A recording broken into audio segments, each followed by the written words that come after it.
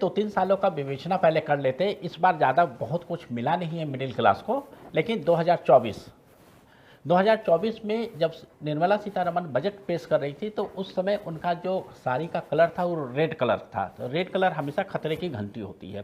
तो 2024 में short term gain को 15% से इंक्रीज करके 20% कर दिया गया था, और जो प्रॉपर्टी सेल परचेज पर इन्फ्लेशन का इंडेक्सेशन मिलता था उसको रिड्यूस कर दिया गया था। लास्ट ईयर 2025 में वही Nirmala Sitharaman ji of white colour पहनती। तो ऑफ वाइट या वाइट कलर का मतलब होता है शांति। तो लास्ट ईयर हमने देखा कि इनकम टैक्स का जो 7 लाख का बजट था, 7 लाख का लिमिट था, उसको इंक्रीज करके 12 लाख कर दिया गया। इस साल इनका जो साड़ी का कलर था वो पर्पल एक डिसेंसी होता है, मतलब मैं सब कुछ हूँ, ठीक है। तो इसी तरह से गवर्नमेंट ने किया कि मैं मिडिल क्लास को कोई भी राहत नहीं दूंगा। लेकिन जो आपने रेटिंग पूछा, सर ने नहीं बताया, मैं अपना रेटिंग देता हूँ।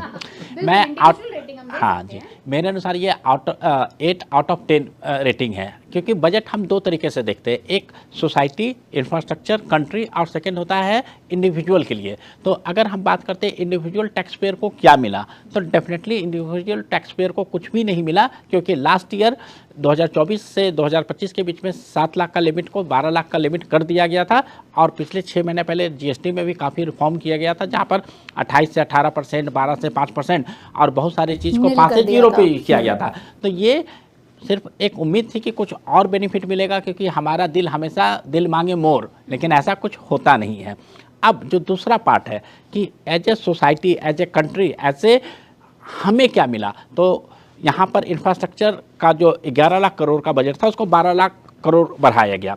उसके बाद रेलवे कॉरिडोर बन रहा है, फिर आपका दुर्गापुर में इंडस्ट्रियल कॉरिडोर बन रहा है, फिर टूरिज्म पर बढ़ावा दिया जा रहा है, जो कि नॉर्थ ईस्ट को बुद्ध सर्किट बनाया जा रहा है। इसी तरीके से बिहार और यूपी में बुद्धिज्म का बहुत बड़ा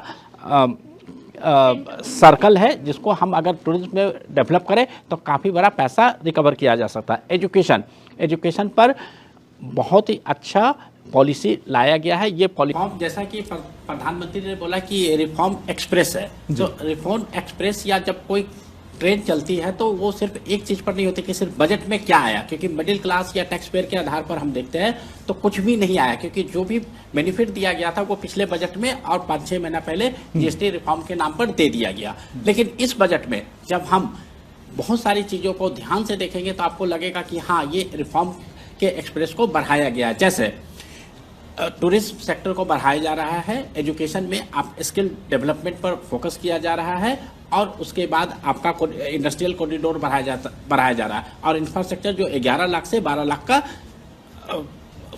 करोड़ पर आया। तो इससे हमारा जो जॉब क्रिएशन है वो बढ़ेगा और इकोनॉमी डेवलप करेगा। यानी कि भारत सरकार हर एक क्षेत्र पर फोकस कर रही है ताकि जो इकोनॉमिक ग्रोथ है वो हर क्षेत्र के साथ में धीरे धीरे बढ़ती जाए।